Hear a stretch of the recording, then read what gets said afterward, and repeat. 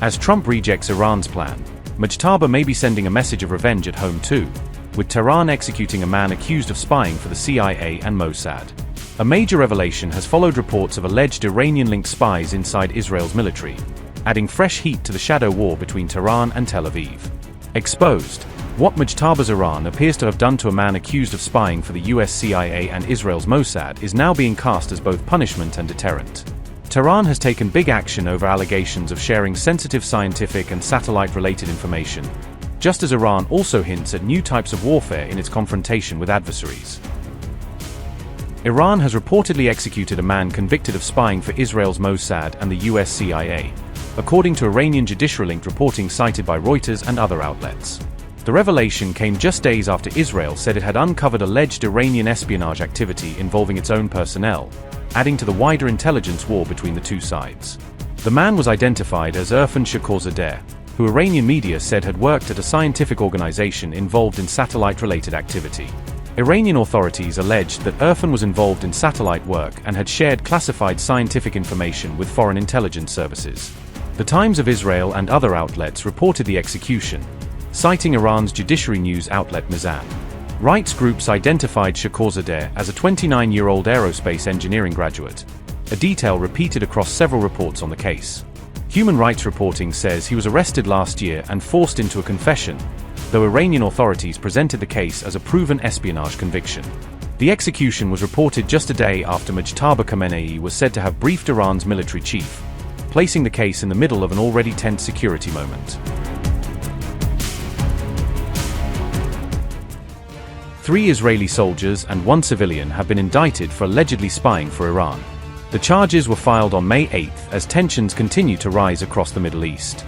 Investigators say the suspects maintained long-term contact with individuals linked to Iran.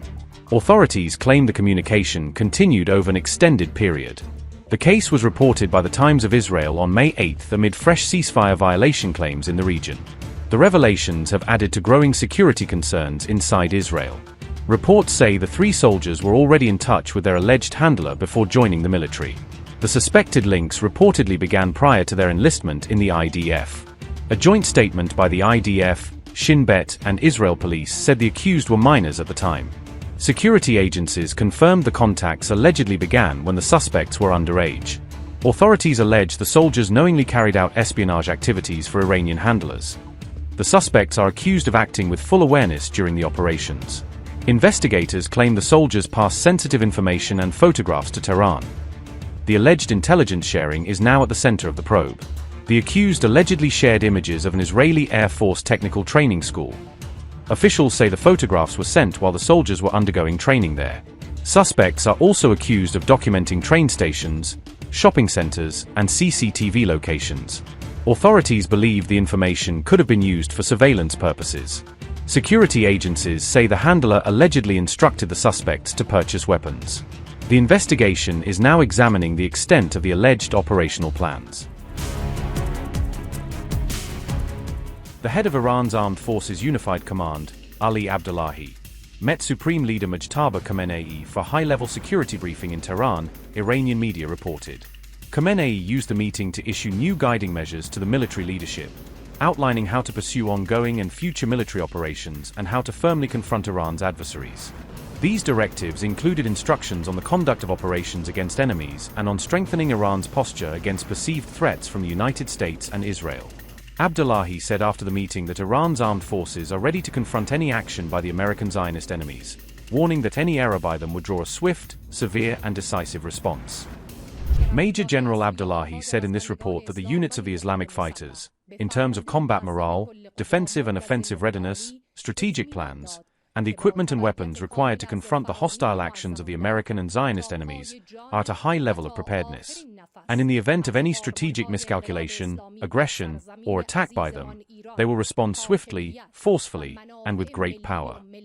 Major General Abdullahi, on behalf of the units of the Islamic fighters and the armed forces, assured the Supreme Commander-in-Chief that, with full obedience to His Excellency's orders, they will defend the ideals of the Islamic Revolution, our beloved land of Iran, the sovereignty and national interests, and the proud and courageous people of Iran, until the last drop of blood and until their final breath, and will make the malicious, spiteful, and aggressor enemies regret their evil and Aggressive intentions. Iran warned that any new attack would be met with surprising new warfare, signaling that it is preparing unconventional responses for future confrontations.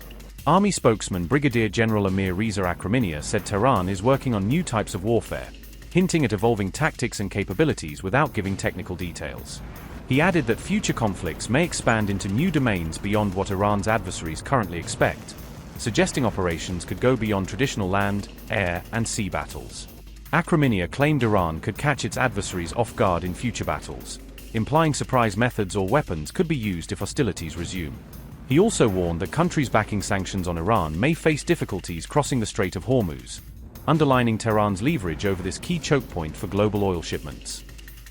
Today as well, we warn the enemy that if they once again resort to aggression and once again become afflicted with a miscalculation, in the way that they were in the past and now in fact are enduring and paying for the price of those past mistakes, if the enemy once again becomes afflicted with a miscalculation and resorts to aggression against our country, they will certainly face other surprising options. These options, in addition to being the determination and will of our colleagues and comrades in the armed forces, will be more advanced equipment and renewed and new methods of war, and perhaps most importantly of all, new arenas of war. Meaning that the war will enter an arena that the enemy did not predict. The enemy did not achieve any of their predetermined objectives. They were defeated in this war. Why? Because fundamentally modern wars are analyzed based on the degree of achievement of objectives. Which side in the war was victorious and which side was defeated? Although now in many places it is also analyzed relatively, and perhaps one cannot speak absolutely, but whether absolutely or relatively, if we examine it, considering that the enemy did not reach any of its predetermined objectives, it faced decisive defeat and failure. These comments came as Iran's navy confirmed the deployment of light submarines inside the Strait of Hormuz, describing them as part of its frontline deterrent. Navy Chief Rear Admiral Shahram Irani said the submarines are on standby for missions based on assessed threat levels, and can be activated as tensions rise. He disclosed that the subs were used during an operation launched in response to the attack on the Iranian warship Iristina in and around the Hormuz approaches. According to Irani, the submarines carried out formation maneuvers during that mission and then submerged again to continue their patrol and surveillance tasks. Irani's remark came just days after U.S. War Secretary Pete Hegseth publicly dismissed reports that Iran possesses kamikaze dolphins, an allegation that has circulated in Western media coverage of the Hormuz standoff. Any follow-on effort, if there are mines identified, would be something that some of our units could undertake or the world could undertake. But right now we know we have a lane of safe passage that commercial shipping can flow through.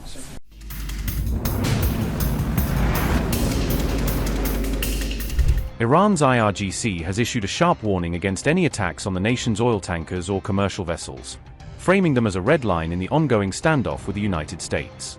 Tehran threatened that any fresh strike on Iranian shipping would trigger a heavy attack on U.S. military bases and allied warships operating in the region. The IRGC Aerospace Force added that its missiles and drones have already locked onto designated targets, according to a statement carried by Press TV. Brigadier General Said Majid Mousavi, a senior IRGC commander, said Iranian forces are now waiting for the final order to fire, emphasizing that the weapons are pre-targeted and ready. The senior commander described the U.S. military buildup around the Gulf as a direct provocation against Iran, arguing that it is designed to coerce rather than stabilize the region. Iran said the warning sends a crystal-clear message that Tehran will not tolerate any further aggression against its maritime or energy infrastructure. The threat followed a series of confrontations near the port of Jarsk after U.S. forces targeted Iranian ships and tankers engaged in regional transit. Iran claimed that the IRGC Navy responded with a precise and overwhelming counter-operation, intended to reverse the impact of the U.S. strikes. The alleged response reportedly included anti-ship ballistic missiles, cruise missiles, and high-explosive drones deployed against tracked vessels and support assets. Iranian media claimed that the strikes forced U.S. warships to retreat from the area in disarray, portraying the engagement as a tactical setback for Washington. Tehran also accused Washington of threatening regional maritime security and key shipping lanes, arguing that U.S. operations create the main source of instability in the Gulf. The IRGC added that only sea corridors authorized by Iran are considered safe for transit through the Strait of Hormuz, insisting that vessels must comply with Tehran's controls. Iran warned that any foreign force making a hostile move in the designated maritime zone would face immediate confrontation, leaving no room for ambiguity in its stance. Meanwhile, Donald Trump responded with a series of cryptic posts on Truth Social, hinting at future military steps and raising fears that the exchange could trigger further escalation. Iran's new threats came as Trump said he might restart Project Freedom in the Strait of Hormuz, suggesting a return to his plan to guide stranded ships through the waterway. We may go back to Project Freedom if things don't happen, but should it be Project Freedom Plus, meaning Project Freedom Plus other? Donald Trump has announced the launch of Project Freedom, a UN-led initiative aimed at helping dozens of merchant ships stranded in and around the Strait of Hormuz, starting from May 4.